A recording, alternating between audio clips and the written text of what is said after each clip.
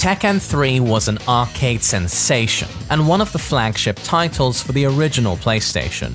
It advanced the storyline significantly by moving it years into the future, removing many characters, most controversially Kazuya, and either aging them or replacing them with younger versions. Many inheritor characters were not similar to their predecessors at all, with Brian and Hwoarang being quite different to Bruce and Baek respectively. And Jin was something of a cross between his parents, with both Kazama and Mishima moves. It was the first game to fully step into the third dimension, with a functional sidestep as opposed to Tekken 2's defined sidestep moves, and represented a giant graphical upgrade from Tekken 2.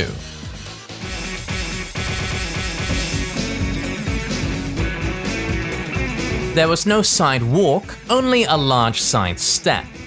Backdash and backdash cancel covered a tremendous amount of space. Hitboxes and hurtboxes were in general much smaller than in later games. The ground game was made more dynamic. Tech rolls were introduced in this game, but were impossible from the face-down position. Many key juggles involved flipping the opponent over for this reason. Tech rolling had a frame of vulnerability where you were unable to block. Due to the comparatively small hit and hurt boxes though, it was difficult to align fast enough to connect guaranteed tech roll catches. Get-up kicks knocked down on a normal clean hit, but were far more punishable on block than they would be in later games, around -18 apiece for the standard ones. You could be floated out of the back roll animation, which had juggle scaling applied. Juggles were strict and had weird scaling. Air pushback was large, and the height at which people could tech roll off the ground was relatively high. Throws were extremely hard to break on reaction, as the animation difference was very subtle.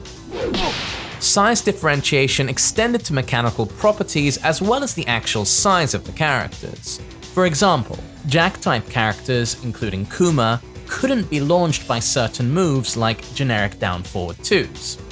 The Ogres were their own unique size, and so reduced certain Class 1 launchers, like Hwoarang's Skyrocket, to relative uselessness, but could still be launched by generic down-forward 2s, for example. There was an odd glitch where nosebleed stuns would be forced upright by moves which hit close to the ground at the right point, regardless of where the fall escaping was performed. Jab speeds were differentiated between characters. Quick characters generally had jabs which clocked in at 8 frames, whereas slower, more powerful characters had 10-frame jabs. This wasn't a hard and fast rule, however, as Kuma's forward 1 was 8 frames. Universal low parries did not exist. However, some characters had manual low parries. These provided enormous frame advantage. Chickens were added to reversals, which were previously unbreakable. They're kind of bugged though. And finally, command throws became mostly breakable.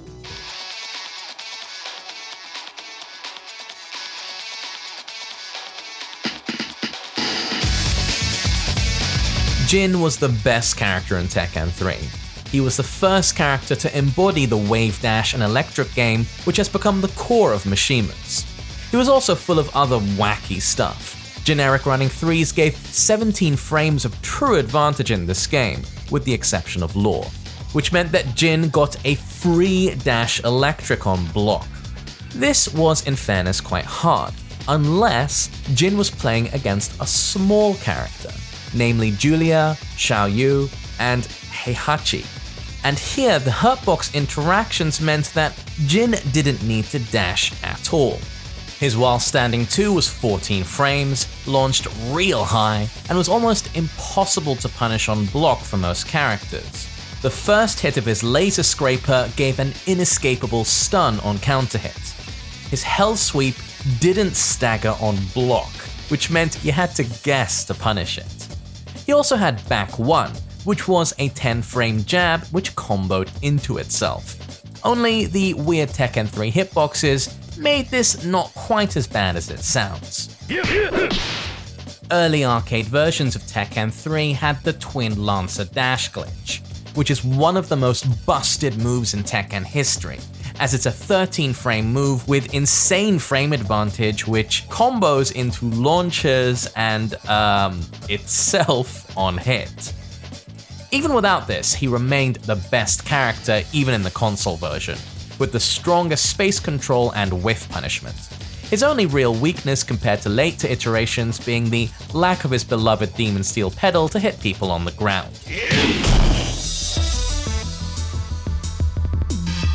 While he wasn't quite as good as Jin, Ogre required far less work to win with, utilizing a few simple and insanely cheap tools with great synergy. His Waning Moon is first up, a throw which led to guaranteed hits and was completely unbreakable. Secondly was his Hunting Hawk, which provided 16 or 17 frames of inescapable block stun. Combine these two for good times. His Infinity Kicks were a 10-frame while standing move which were guaranteed for the first 4 hits depending on spacing, for huge damage, and on slower recovering lows and highs he had his while standing too, with an inescapable stun on clean hit, which led to… well… Ogre did have some flaws though. Due to characters being able to tech roll higher off the ground, his forward neutral 2 unblockable was less damaging than it is in Tekken Tag Tournament. Like Jin, he lacked his primary ground hitting move from later games in Sidestep 4. And his Hunting Hawk had some problems, primarily that you could reduce the damage by eating it and holding forward after the first hit on block, and it was pretty inconsistent on small characters. This led Ogre to some struggles with his toughest matchup, Xiaoyu. Lacking in the nutty mix-up capabilities of Jin or Ogre, Xiaoyu made up for it in evasiveness. Her X marks the spot was extremely damaging and only -2 on block, covering her traditional weakness in closing range. Her 1 down 2 actually comboed into itself, although it pushed out so that only 2 loops were available. Her down forward 1 variants gave free hits on counter hit, and she had various combos on natural hit, or counter hit which would later be removed. Most of these strengths were held through to her Tekken Tag iteration, but what made Tekken 3 Xiaoyu truly scary was her while standing 2, which was a 13-frame normal hit launcher which led to powerful combos. Although, due to counter hits causing characters to be pulled into realignment, these were actually different on counter hit and normal hit in a game where optimal combos often required flipping the opponent over. While standing 2 could be combined with stuff like a down forward 2 and exploited the nosebleed glitch, making for fully guaranteed combos from the side. Since throws were harder to see and had outrageous okizeme, and Xiaoyu had access to her natural combo fully crouched down forward 4-4, which you'll note can't be low parried by the other top tiers except for Lei, and the powerful generic Tekken 3 down 4, which is safe on block and plus on hit, she was also harder to turtle against than she would be in any subsequent game.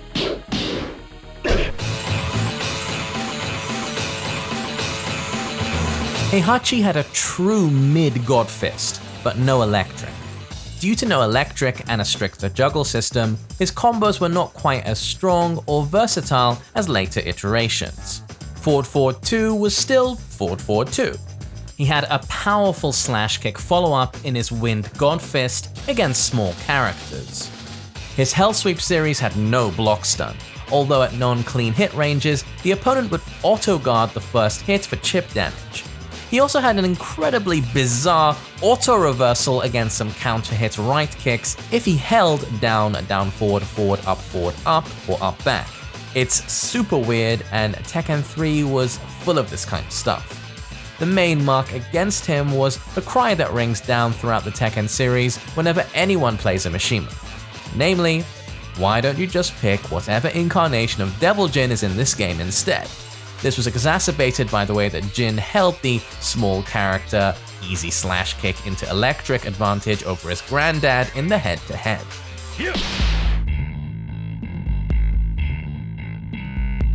Lei was simpler than he was in later games, but some of his tools were very strong.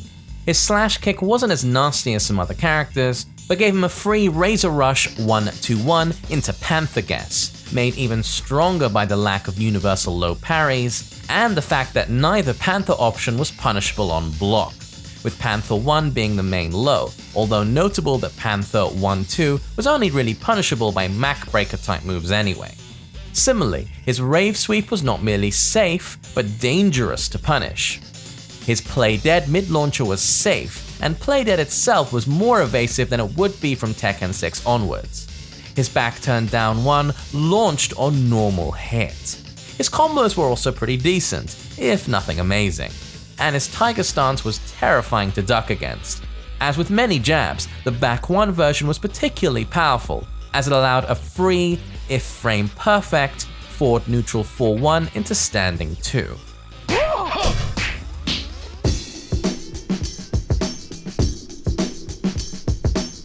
The drop-off between the top 4 characters in Tekken 3 and the rest is relatively severe, and there were a number of potential candidates for Lei's top 5 spot, including Julia, who has typical cheap Julia stuff, but elbow isn't as good as it would be in later games, King, who has an outrageous looping back 2-1 and a down forward 1 OC kneel stun into down forward 3, but weak space control with squiffy hitboxes on future staple moves such as 1+2-1, crappy hop kick juggles, and an over-reliance on back 2-1.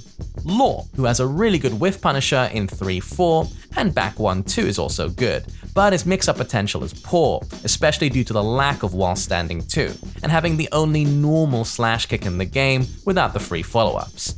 And of course, True Ogre, who has smaller hitboxes on his moves compared to Tekken Tag Tournament, and being big was kind of a death sentence in Tekken 3.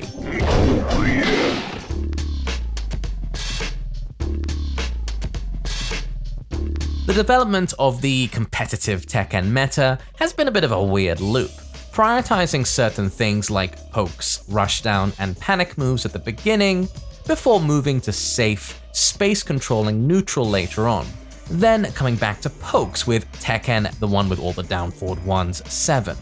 This was reasonably developed in Tekken 3, where if you look back at a lot of the now ancient tier lists, people tended to be high on characters like Yoshimitsu, Law, and of course Nina. While she had some okay stuff, down forward 1-2 being +1, safe divine cannon, a damaging throw, it's simply laughable compared to the monstrously cheap garbage that Jin, Ogre, and so on brought to the table. Law was a similar case, where people mostly rated his 3-4 whiff punisher and his ability to use it off a punch parry quite highly. These would be removed in subsequent games. Imagine Law having a 14-frame launcher, or having any character being able to do launcher damage off parries. We can't have that, said Namco.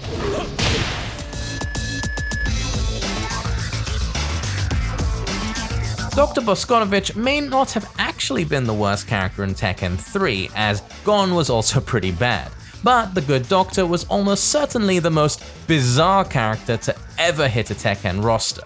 He was, and let us reiterate for those who might have played him later, multiple times more weird than he would be in Tag 2. Whether it was struggling to merely stay upright, his weird rush punch thing, the ability to bounce juggle himself as a combined defense and offense, the way he could control Jack with his remote control, or the fact that ducking highs briefly swapped virtually his entire move list with Heihachi's, he was surpassingly strange. Not very good, but a triumph for off-the-wall fighting game character design.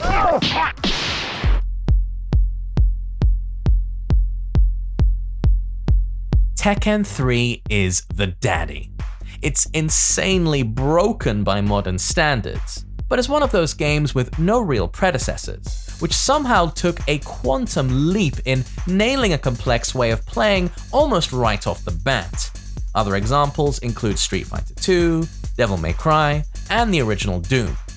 It is recognizably the game we play nowadays, in a way that games like Tekken 2 and Tekken 1 are recognizably not. The movement, ground attack, punishment, and juggle system all came together to make something magical. The graphics were incredible for their time, and still today retain a clean, functional simplicity. The soundtrack was great, and even the storyline was fine from the limited perspective of the series. From a competitive standpoint, it never reached a particularly evolved state. It was a complex game which sprang forth fully formed, and it would take years for people to figure the mechanics out properly. There simply wasn't much of a coherent competitive scene, and the information transmission was limited to forums and FAQs. Nonetheless, Tekken 3 was where it all really started. All hail the first king of Iron Fist.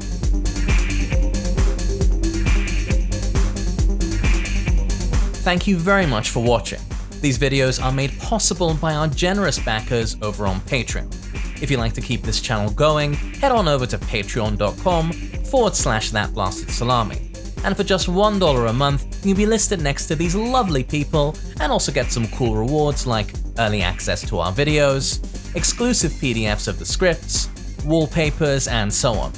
This time we'd like to thank Rain, The Shooter Looter, Bo Jones, and Ra. Also, if you'd like to stay up to date on all things Salami, you can follow me over on Twitter @AriaTayebi. Have a great day, everyone.